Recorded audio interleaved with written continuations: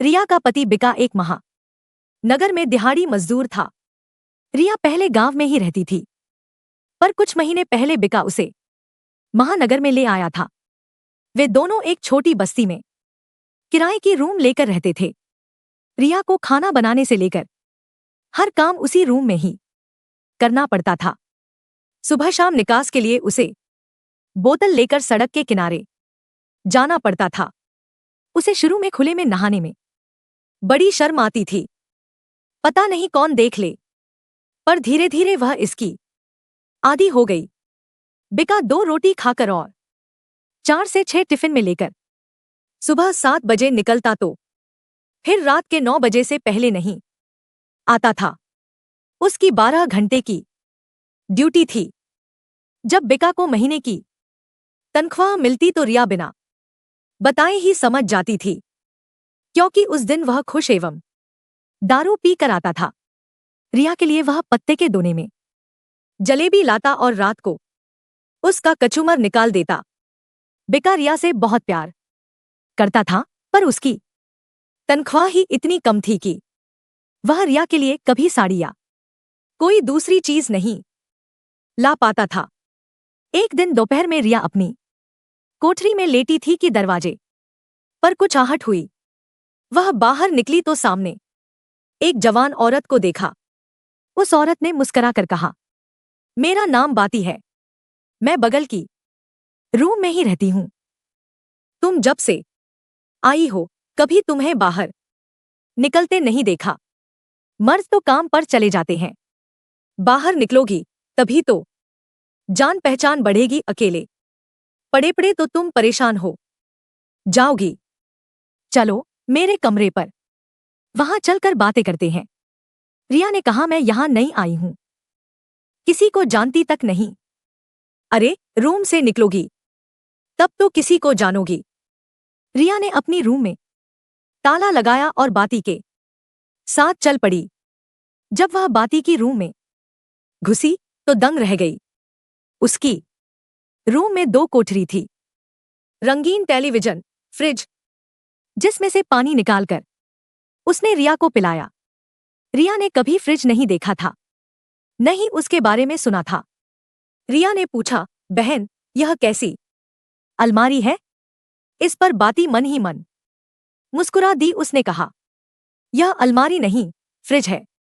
इसमें रखने पर खाने पीने की कोई चीज हफ्तों तक खराब नहीं होती। पानी ठंडा रहता है, बर्फ जमा सकते हैं। पिछले महीने ही तो पूरे 10,000 रुपए में लिया है।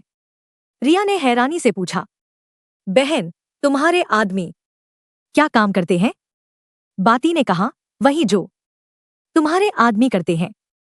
बगल वाली कपड़े फैक्ट्री में मजदूर हैं, पर उनकी कमाई से यह सब नहीं है।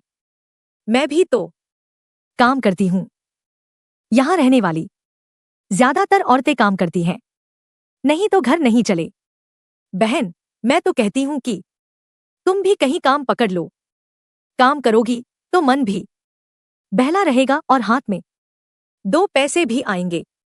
रिया बोलती है, पर मुझे क्या काम मिलेगा? मैं तो अनपढ़ हूं।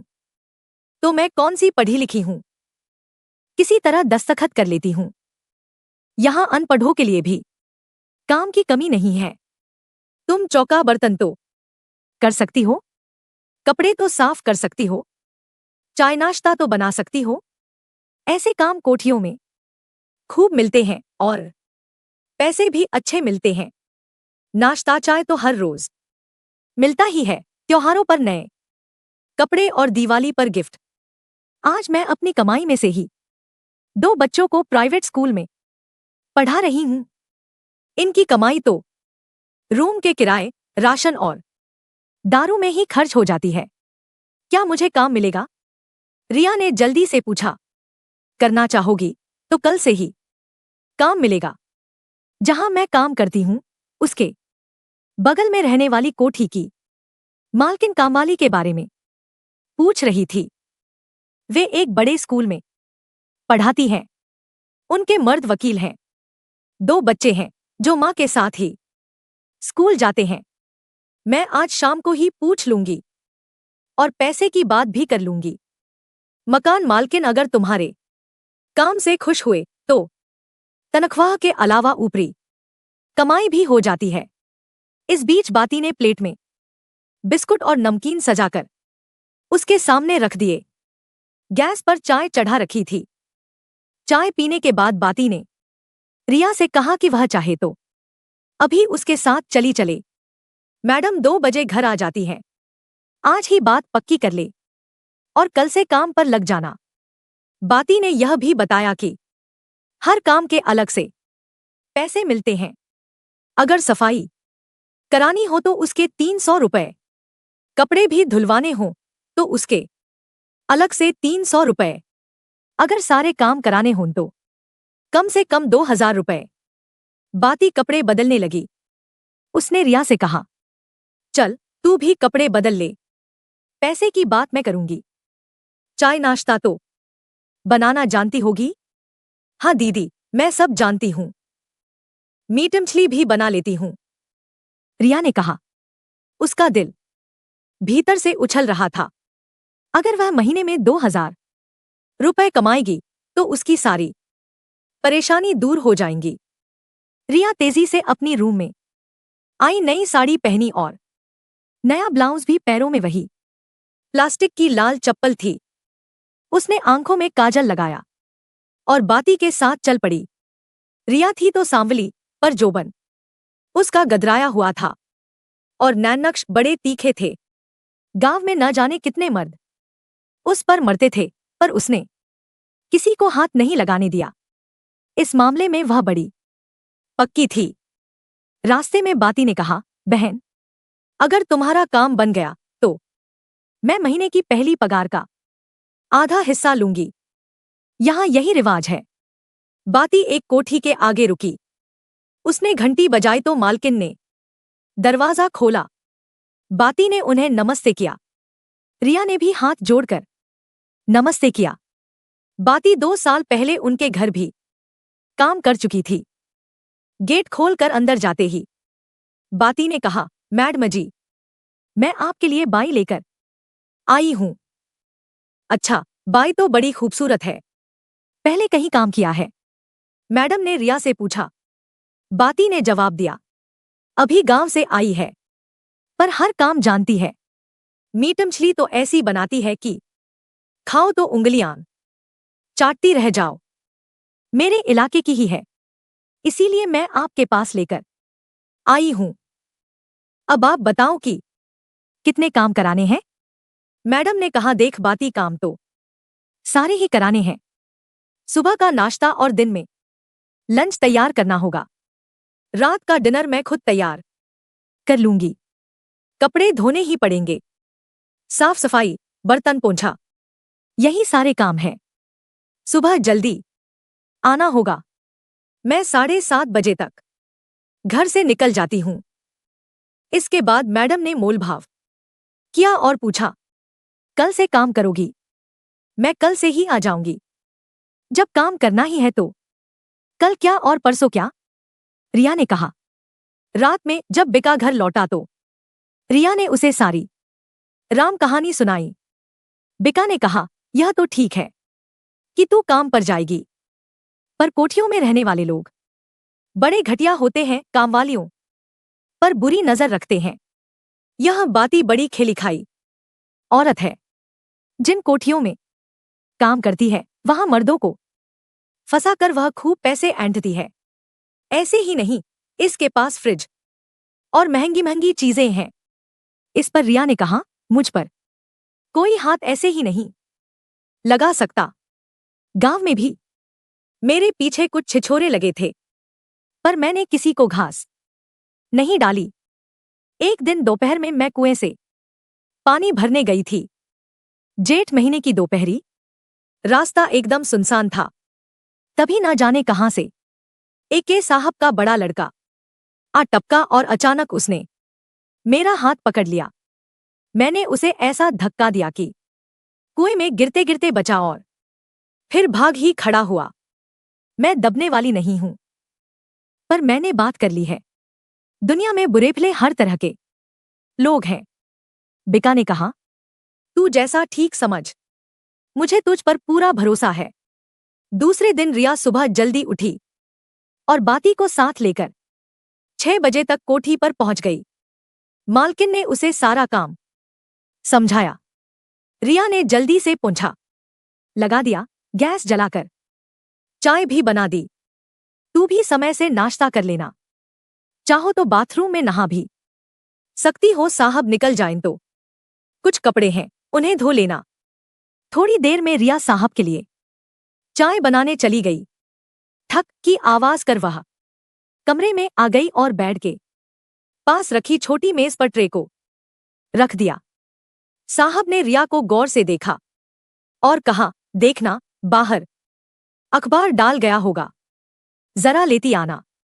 रिया ने बाहर से अखबार लेकर आ गई और साहब की तरफ बढ़ा दिया। इसी बीच साहब ने 500 का एक नोट उसकी तरफ बढ़ाया। रिया ने कहा, यह क्या? यह रख ले, बाती ने तुझसे 500 रुपए ले लिए होंगे, पहले वह यहां काम कर चुकी है, तुम ये 500 रुपए ले लो, पर मैडम से मत कहना, तनख्वाह मिलने पर मैं अलग से 500 तुझे फिर दे दूंगा, यह मुआवजा समझना। लेकिन रिया ने अपना हाथ नहीं बढ़ाया। इस पर साहब ने उसे 500 के 2 नोट लेने को कहा। रिया ने साहब के बार बार कहने पर पैसे ले लिए और कपड़े धोने में लग गई। कपड़े धोकर जब तक उन्हें छत पर सुखाने डाला, तब तक साहब नहा धोकर तैयार थे। रिया उनके नाश्ते के लिए आमलेट और ब्रेड तैयार किया, फिर चाय बनाई। नाश्ता करने के बाद साहब बोले, तूने तो अच्छा नाश्ता तैयार किया, पर नाश्ते से ज्यादा तू अच्छी लगी। चाय देते समय रिया ने जानबूझकर ब्लाउज का बटन ढीला कर दिया और ओढ़नी किनारे रख दी। अब मैं चलता हूं, किसी चीज की जरूरत हो तो मुझसे कहना, संकोच करने की जरूरत नहीं है। साहब ने रिया को टेलीविजन खोलना और बंद करके दिखाया और अपना बैग रिया को पकड़ा दिया। बैग लेकर रिया उनके पीछे पीछे कार तक गई। साहब ने उसके हाथों से बैग लिया। न जाने कैसे साहब की उंगलियां उसके हाथों से छू गई। रिया भी 2 सेकंड के लिए रोमांचित हो उठी। साहब के जाने के बाद रिया ने गेट बंद किया। फिर वह कोठी के अंदर आई और दरवाजा बंद कर लिया। वह नहाने के लिए बाथरूम में गई। ऐसा बाथरूम उसने अपनी जिंदगी में पहली बार देखा था। तरह तरह के साबुन, तेल की शीशियां और शैम्पू की शीशी, आदम का दाइना। रिया को लगा कि वह किसी दूसरी दुनिया में आ गई है। कपड़े उतारकर पहली बार जब वह गांव से आई थी, उसने जमकर साबुन लगाकर नहाया और फिर बाथरूम में टंगे तौलिए से देह पोंछकर मैडम का दिया पुराना सूट पहनकर अपने आप को आदम का दाइने में निहारा। उसे लगा कि वह रिया नहीं, कोई और ही औरत है। अपने कपड़े धोकर रिया उन्हें भी छत पर डाल आई। फिर बचे हुए परांठे खा लिए। थोड़ी चाय बच गई थी, उसे गरम कर पी लिया, नहीं तो बर्बाद ही होती। धीरे धीरे रिया ने उस घर के सारे तौर तरीके सीख लिए। वह सारा काम जल्दी जल्दी निपटा देती और किसी को शिकायत का मौका नहीं देती। मैडम उसके काम से काफी खुश थीं। 1 महीना कब बीत गया उसे पता ही नहीं चला। महीना पूरा होते ही मैडम ने उसे बकाया पगार दे दी। उस दिन वह काफी खुश थी। शाम तक जब वह अपनी रूम में लौटी तो उसने सबसे पहले 1000 रुपए जाकर बाती को दे दिए। बाती ने उसे चाय पिलाई और हालचाल पूछा।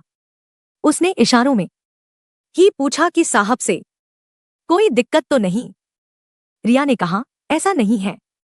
बाती ने कहा, अगर तू चाहे तो शाम को किसी और घर में लग जा, और कुछ नहीं तो 1000 रुपए वहां से भी मिल जाएंगे। इस पर रिया ने कहा, सोचूंगी, अपने घर का भी तो काम है। बाती बोली, साहब तो अपनी चाय हमसे लेते। जब मैडम आसपास न हो तो उसे ही देखते रहते और मैं मजे लेती रहती हूँ। रिया समझ गई थी कि मालिक की निगाह उसकी जवानी पर है। वे उसे पैसे देते तो वह पहले लेने से मना करती, पर वे जबरन उसे दे ही डालते और कहते, देख रिया, अपने पास पैसों की कमी नहीं है, फिर 1000 रुपए की आज कीमत ही क्या है। तेरे काम ने मेरा दिल जीत लिया है। कई औरतों ने इस घर में काम किया, पर तेरी शुद्धता उनमें नहीं थी। रिया चुप रह जाती। साहब कुछ हाथ मारना चाहते थे, पर समझ ही नहीं आता था। एक दिन मैडम ने उससे कहा, रिया, हमारे स्कूल से टूर पर जा रहा है। मैं भी जा रही हूं और बच्चे भी। घर में सिर्फ साहब रहेंगे। हमें टूर से लौटने में 10 दिन लगेंगे। आने जाने के टाइम का तुम समझ लेना। साहब को कोई दिक्कत न हो। पहले आमलेट बना दे और तू ऐसा करना, लंच के साथ डिनर भी तैयार कर फ्रिज में रख देना। साहब रात में गरम करके खा लेंगे। ठीक है, रिया ने कहा और अपने काम में लग गई। मैडम की गए 10वां दिन था। रिया जब ठीक समय पर चाय और पानी का गिलास लेकर साहब के कमरे में पहुंची तो उन्होंने कहा, आज कोर्ट नहीं जाना है, वकीलों ने हड़ताल कर दी है। फ्रिज में एक बोतल पड़ी होगी, वह ले आ। मैं थोड़ी ब्रांडी लूंगा, मुझे ठंड लग गई है। रिया रसोई में आमलेट बनाने चली गई। आमलेट बनाकर उसे प्लेट में रखकर वह साहब के कमरे में गई तो वे वहां नहीं थे। उसने सोचा कि शायद बाथरूम गए होंगे। साहब तब तक वहां आ गए थे। वाह रिया, वाह, तूने तो फटाफट काम कर दिया। तू बड़ी अच्छी है। आ चाय पी। ये ले 1000 रुपए। मनपसंद साड़ी खरीद लेना। किस बात के पैसे साहब, पगार तो मैं लेती ही हूं।